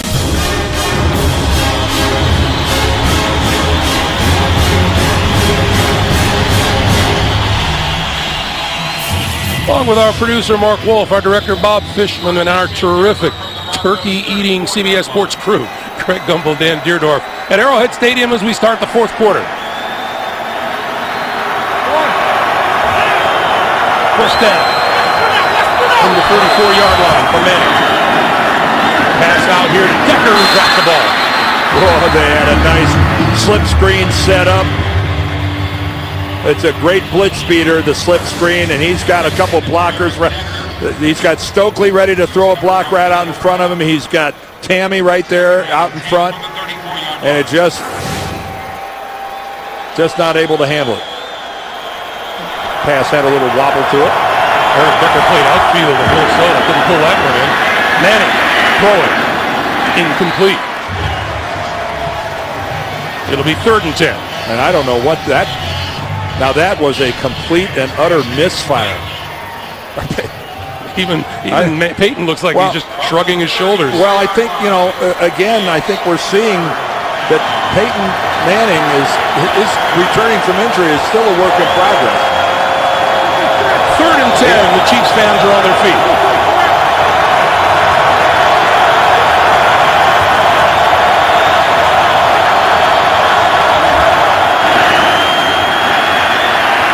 Manning throwing this side, midfield, complete to Decker.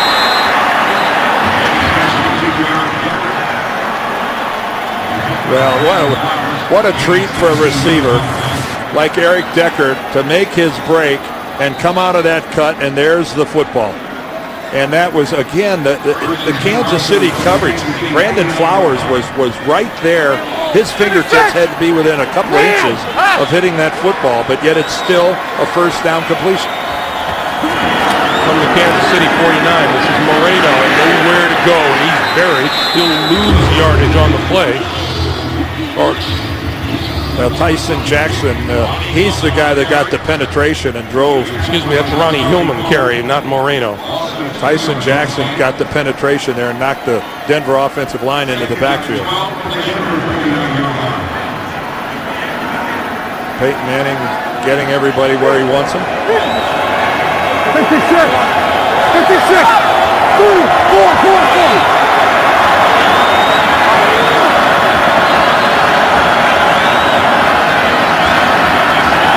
Manning going to go deep. Incomplete. Intended for Demarius Thomas and covered by Jaleel Brown. It'll be 3rd and 12, and once again, Chiefs with a chance to get the ball back. Denver's had some success outside the numbers, but when they have, they've had to beat pretty good coverage to do it. Most of their openings have been inside the numbers, in the middle of the field. The Kansas City secondary, by and large, has played pretty good football today. I know Denver's racking up a lot of yards, but their coverage, man, it's been fairly tight. Manning, under pressure, slips out of trouble and throws incomplete. A concerted pass rush on Peyton Manning that time. Well, Peyton with good pocket awareness is forced to move. Noshawn Marino gets knocked back a little bit. He's trying to buy a little extra time. Good job, though, of Kansas City defensively forcing this punt. That's Javier Arenas back at his own 10-yard line.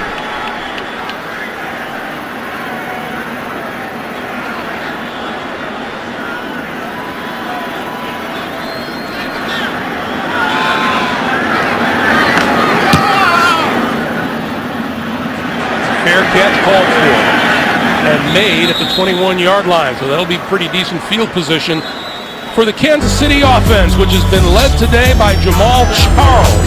Will he carry the load now? First and 10, Kansas City from the Chiefs. 13-19 remaining in the fourth quarter. The Chiefs have been horrible giving the football away. Haven't done it yet today. But offensively, they haven't scored a touchdown in their last 11 quarters. This is Charles. Out to the 23. I think if you'd have asked Romeo Crennel that in the fourth quarter Denver had 14 points, he'd go, sign me up for that. Sign me up. The problem is this offense just can't score. Keep in mind, in their last 6 games, the most they've scored is 16 points. And their offensive production in 6 games, 9 points, 10 points, 16, 13, 13, and 6. You cannot win. In 4 of those games, they didn't even score 14. You cannot win in this league scoring like that. Charles, left side running room. And pushed out of bounds close to the 40-yard line by Woodger.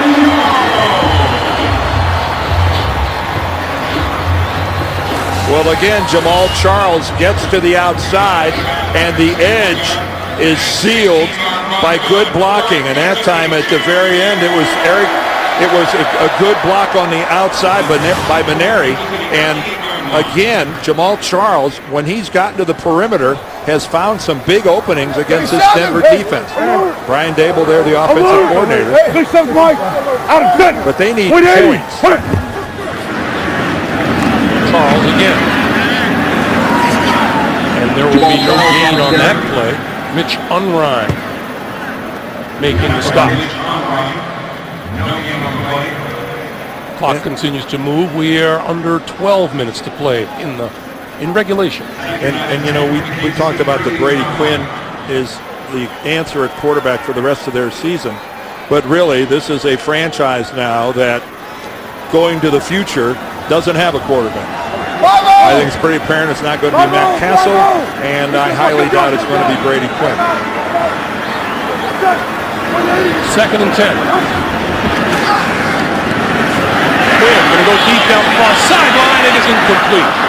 Pass intended for Dwayne Bowe, covered by the great Champ Bailey. Champ Bailey, again, looked like he was just out for a little stroll in the park. The double move, no thanks. And then looked for the football, and it looked like he knew that double move was coming. Quinn going to go deep down this sideline. That's incomplete. Incomplete and out of bounds. Trying to go to Newsom is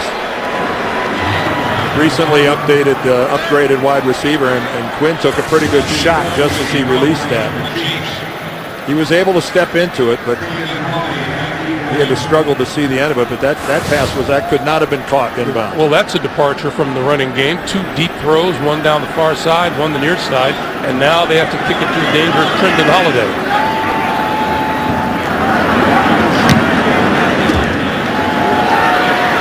Ball of 5'5". Holiday with the fair catch close to the 10-yard line.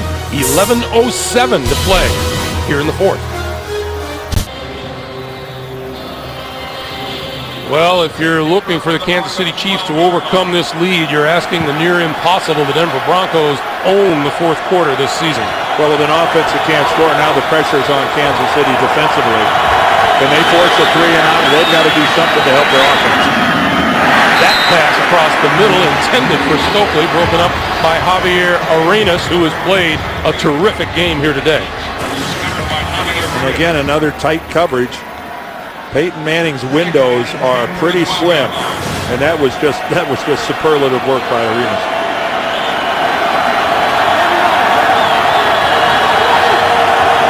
Again, when he really needs something, Peyton goes between the numbers on some sort of a crossing pattern, middle of the field. Here's Moreno. And Moreno. Maybe a yard. Well, this Kansas City defense has a chance. Got a chance to give their offense some good field position. This, Dan, may be their biggest defensive down of the day, right here. A chance to get the ball back in decent field position, if they can hold. 3rd and 8. Manning throwing outside. Oh, great defensive play on the far side of the field by Eric Berry. Pass intended for Tammy. Well, and Tammy's been having a field day in the middle of the field, and this time Peyton sends him to the outside. And he's looking for Tammy all the way, but again, Eric Berry just lays out, gets his right hand out in front and swats away the football. Britton Colquitt to kick it away. Javier Arenas back at his own 35. Well, if you're not doing it offensively, maybe you could get it done special teams-wise.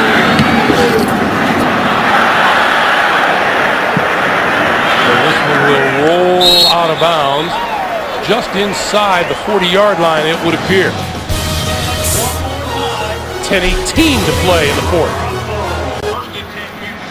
Well, you heard the guys on the NFL Today talking about that Denver defense, Elvis Dumervil and Von Miller. Between them, they've only managed 1 sack today. They had 22 combined, or 21 combined coming in. Jamal Charles breaking through on the left side and close to a first down at about the 46-yard line. Well, Denver went with a nickel defense, and they ran it against them. Well, Jamal Charles has had, he's had a pretty productive afternoon. He's been the recipient of some pretty good blocking. And again, he's not afraid to run between the tackles, head upfield for not a really big guy. He is a truly talented runner. Now he's up to 89 yards on the day. 2nd and 1. They'll run for it. Charles and more. Inside the Denver 45 to the 42 and a first down. Well, take a look at the surge. The Denver defensive line getting blown off the football. They just disappear off the line of scrimmage. They were overwhelmed that time by the Kansas City offensive line. Might be time to go back and play a little heavier defense. Jamal Charles with his 4th 100-yard rushing game of the season. The quick slant, and that is popped in the air and incomplete. Intended for Bo. Boy, that thing stayed live long enough that Moore had a pretty good shot at it. All right, here's Champ working on Bo. Bo had it in his hands, but ooh, look how close Raheem Moore came to being able to scoop that football off the ground. If he could have got about another foot farther upfield, he might have been able to put his hands underneath it. Brady Quinn 0 for his last 5 throwing. 2nd and 10. The pitch for Charles. Nowhere to go. Back at the 45-yard line, Wesley Woodyard. No, good corner support that time. When Charles got out there, he saw 3 guys in Denver uniforms looking at him. Take a look at that. That's a dead play. Woodyard gets the credit for the tackle, but that could have been one of any of 3 or 4 different Broncos. Well, Brady Quinn is going to have to start completing some passes, or else Denver is just going to figure it's either Jamal Charles coming at me or going the other way. 3rd and 12. And here's the classic Denver pass rush scenario. And And that screen just didn't develop, and Brady Quinn just tossed it into the dirt. Well, Elvis Dumerville was standing right between Brady Quinn and his receiver.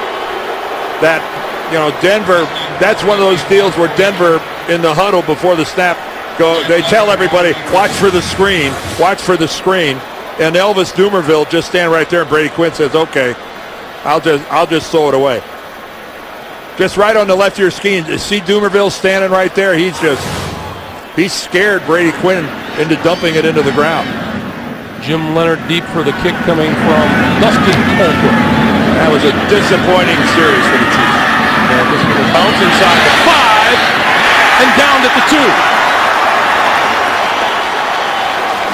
Special teams putting the Broncos with their backs to the wall. Nico Thorpe downing the ball at the 2. Well, this Kansas City defense has done its job today. Looking at a Broncos team that's had 30 or more points for 5 straight games. They've held them to 2 touchdowns, and now they're being asked to hold again. 8 minutes even remaining here in the fourth quarter.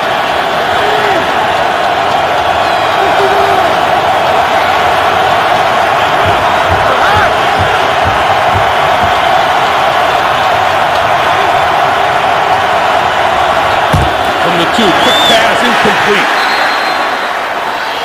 On the outside, Demaryius Thomas threw his hands. Well, he took his eyes off that.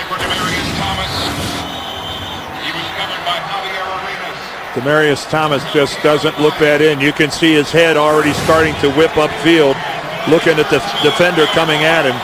Didn't even come close to looking that into his hands. He still didn't avoid the defender. No, you're still going to get hit. 2nd and 10.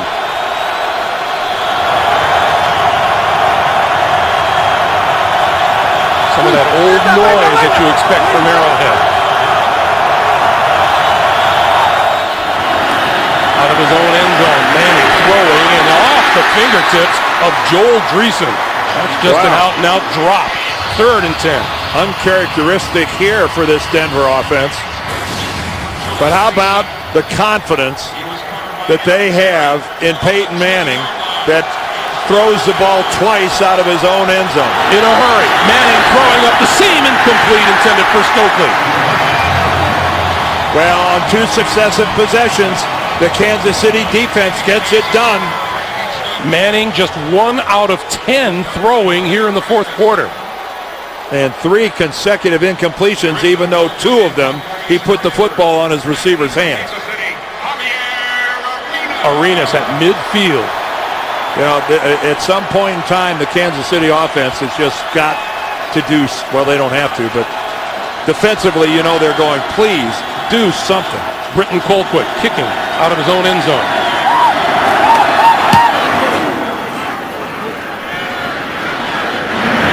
Arenas from his own 47.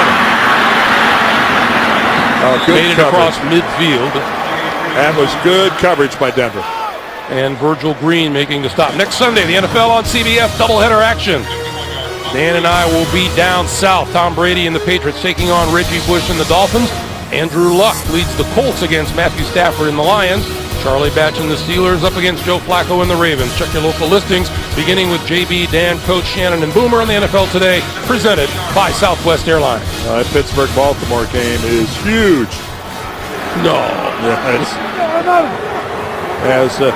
When they drew up the schedule, they knew what they were doing. Pittsburgh and Baltimore late. First down. Midfield.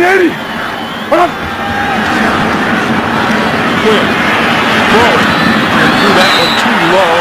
It was well covered. Dwayne Bowe was covered by Keith Brookings, excuse me. The ageless Keith Brookings, 15th year in the league. And again, he does have his right hand on him, but that's okay. He didn't shove him with it. As long as you don't move the torso. Keith Brookings pretty much knows what he can and can't get away with. He's figured it out. Charles lost the ball. And it looks like Maneri followed up and covered it up. Boy, that was a big hit at the end of that play. 9 on the play. It'll be 3rd and 1. Let's watch the end of this thing. Yeah, it's Raheem Moore, it's Mike Adams comes in from the side, and Raheem Moore is the deep defender that puts on a pretty good shot, but that was a live football. On 3rd and 1, straight ahead, and we get penalty flags. Oh, this is going to be against the Chiefs. Well, if the Denver referees are right. False start. Offense, number 73. 5-yard penalty. Still 3rd down. And you know, the pressure to win has been building in this town and building. And players have felt it. The coaches felt it. GM Scott Pioli has felt it and heard it. It's just those are the type of mistakes, though, that can just cripple a football team. 3rd and 6. And that's where you've got to have a discipline.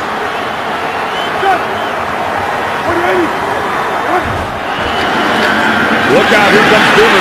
He's going to go deep for Dwayne Bowe. Incomplete. Fans want a flag, and there's one in the backfield. Champ Bailey was on Dwayne Bowe. You got to Holding. Offense, number 79. That penalty is declined. 4th down. Well, that's Donald Stevenson, the left tackle, and he was the one working on Doomerville over there on the far side. And you're right, the crowd unhappy that Champ Bailey didn't get a call, but it looked like they just inadvertently tangled up their legs.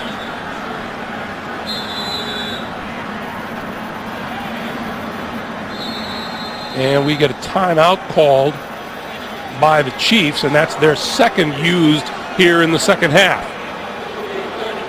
And you'd have to think Romeo is considering the possibility of going for it on 4th down. Let's go back to that play. Yeah, let's go back and look at it. Dwayne Bowe and Champ Bailey. Again, Champ Bailey looking back at the football. It looks like their feet. The reality of it is, if you're looking back at the football as a defensive back, you are always going to get the benefit of the doubt from the covering official. If you're employing good technique, if you're identifying where the football is and you're running with that guy, you're going to be the beneficiary more often than not. Chiefs are going to kick it. Dustin Colquitt. Well, he's going to ask his defense to do it for a 3rd time in a row. And that's where that false start, Greg, just crippled. Sky high. And a fair catch called for and made and dropped. Did he get it? He did. At the 15-yard line. Well, they're still fighting for it, but he muffed it, no doubt about it. But and Leonard comes out of the pack with the football. Fortunately, he calls for the fair catch, and he just, it never did hit the ground. But he's fair game. Once he bobbles the ball like that, he loses the protection of the fair catch. So the offense not quite in the hole it was a few minutes ago. They'll start from their own 16-yard line. You know, you're not allowed to hit a guy when he fair catches, but once he bobbles the ball like that, that protection disappears. I wouldn't think of hitting him before he bobbled. No, but after he bobbles it, he's fair game. Both these quarterbacks here today, 0 for their last 14 throwing the football. Here's Moreno across the 20 to the 21-yard line. Coming up, the Subway postgame show. JB, Dan, Shannon, Boomer, Coach Bill Cowher, all the latest NFL scores and highlights coming up on the Subway postgame show. You know, this is where, people, we know it's a passing league. We know all this and all that. This is the time in a game where if you can run the football, it goes a long way towards winning football games. If you can grind away some yards, burn some clock, that was a good first down play with Moreno. Sets up the 2nd and 5 from Manning. And he'll give it to Moreno coming this way. And he has a first down and more across the 35 to the 38-yard line. Travis Daniels with the tackle.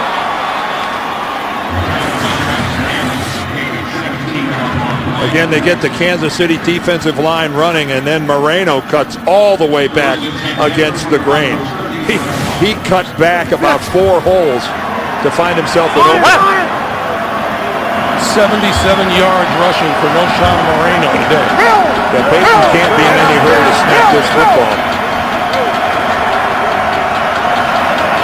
Yeah, he's working the play clock here. Go.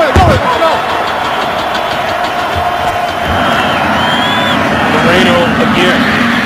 You know, and from all indications, Dan, as we dip below 5 minutes to play, every Bronco player and coach that we talk to is feeling good for Noshan Moreno right now.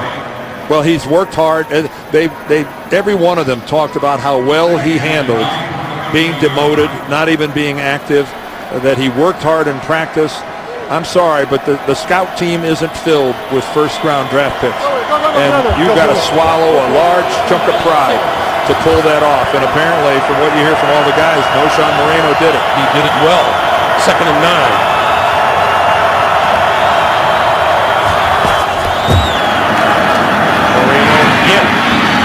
To the 45, and that'll be about 3 yards short, and a little pushing and shoving in the secondary. Eric Decker involved in that. But again, this is so effective at Peyton Manning getting the play clock inside 5 seconds every time before he snaps the ball. We have 3:50 to play.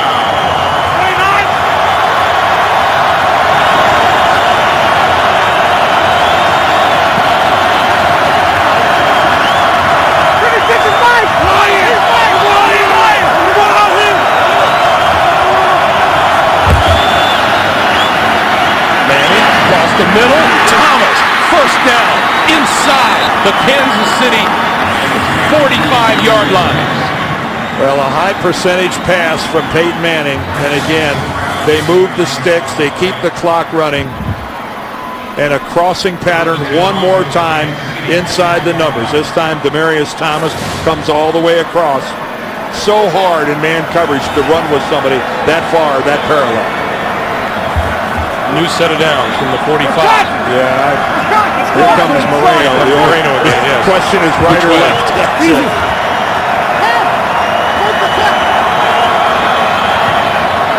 Well, Kansas City's got a lot of people in the box. Moreno. A couple of yards. And Kansas City only has 1 timeout left. They'll get a stoppage at the 2-minute warning. Moreno lost a shoe.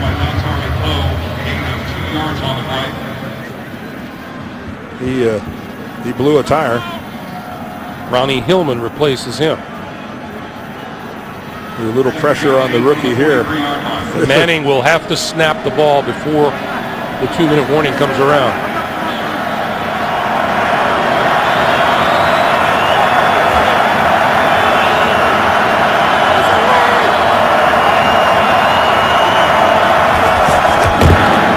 Hillman going to get the carry.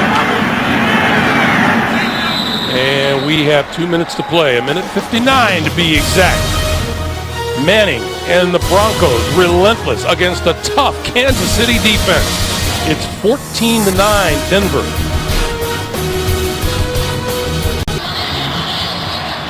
A look once again at the AFC playoff picture. Indianapolis in the lead. Pittsburgh trailing in its game. Cincinnati on top. Miami tied. 3rd and 7. Well, who's going to run the crossing pattern this time?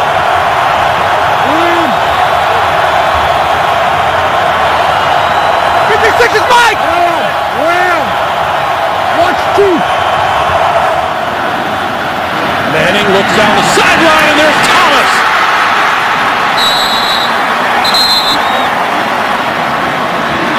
Well, that time, Peyton Manning, instead of the crossing pattern, goes to Demaryius Thomas, just flying down the field on the left sideline on a go pattern. And Jaleel Brown just way underneath. And Daniels is too deep. A huge cavity in that defense, and Peyton Manning exploits it. First down at the 15-yard line. Let's go! Let's go!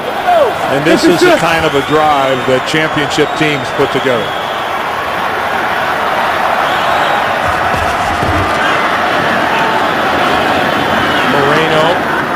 for about 3 to the 12, and we get a timeout called by Kansas City. That's their third and final timeout.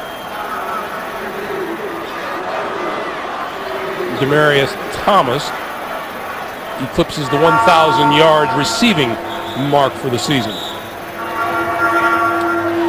Again, this is just a demonstration of how to win football games.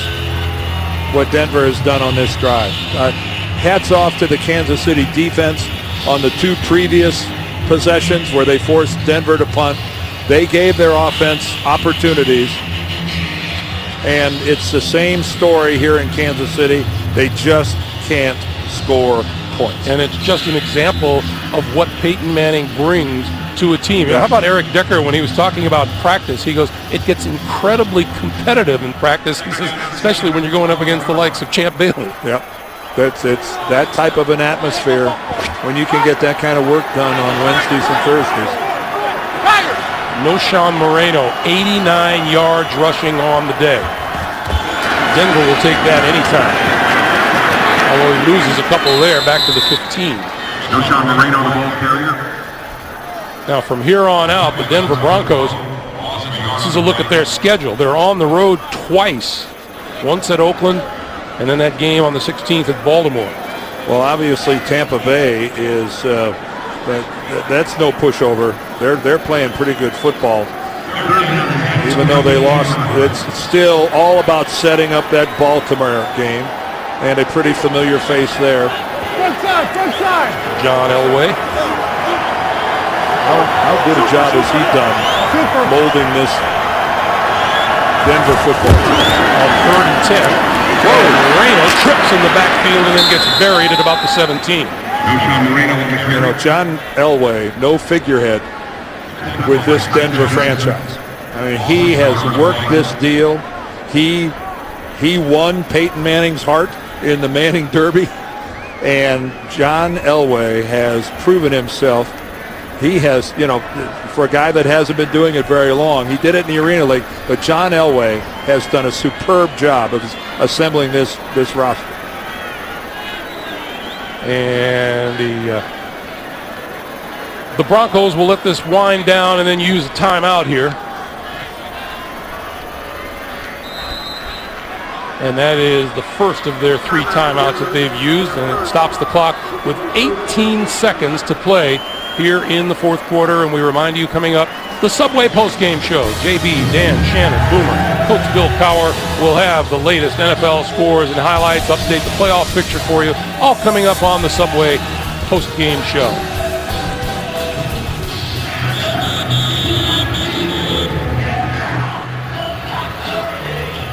Out on the field,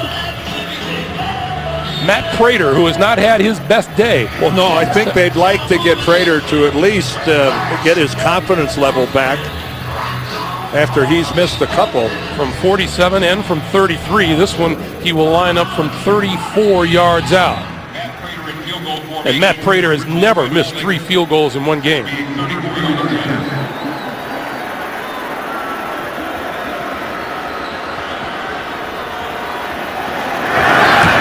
And he won't do that here either. Right through the uprights. Well, an 8-point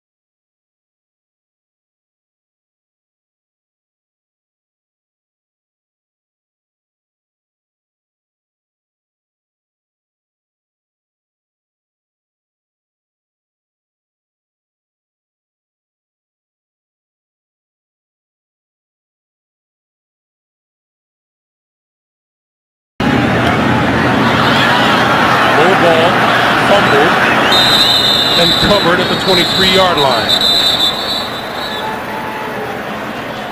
Somehow that runs 1 second off the clock. Maybe the longest second in history. Maybe. That clock should have started to run when that ball was first touched.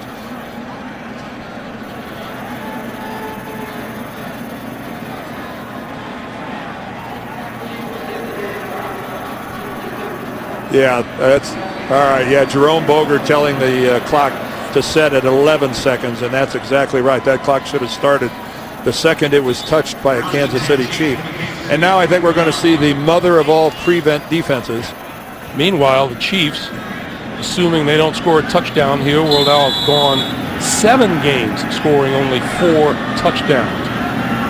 3 safeties, about 25 yards deep.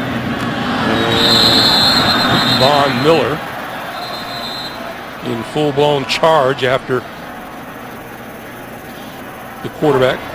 Neutral zone infraction. Defense, number 78. 5-yard penalty. Still first down. I think Jerome meant 58, Yes, Von Miller. He most certainly did. Correction, number 58. And it's up to Eric Winston, number 74, the right tackle. Take a look at how deep the safeties are. They're back at 30 yards. Quinn on the run, throws and batted down, incomplete.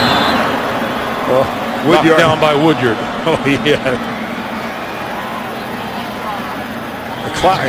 Now we've got another clock problem because the clock didn't even operate at all there. Jerome, you have to notice that. There was 11 seconds at the start of that play. So they're going to count it down to 6 seconds remaining. There we go.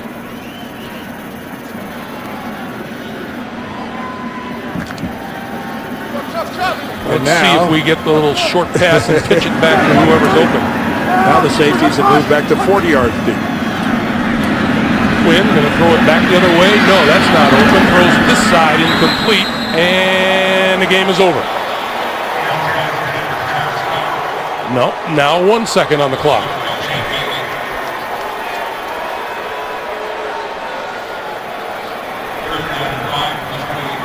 Well, again, the Denver Broncos will tell you, even with a 1-9 football team, it's hard, and I'm speaking over the years, it's just hard to win at Arrowhead. Now, I know this makes, 7 in a row the Chiefs have lost here. Anytime you drive out of Kansas City and you got a W in the column, it didn't come easy most of the time. Last play of the game, Quinn stepping up and throwing it deep down the far side, and that was intercepted down there by number 30, David Bruton.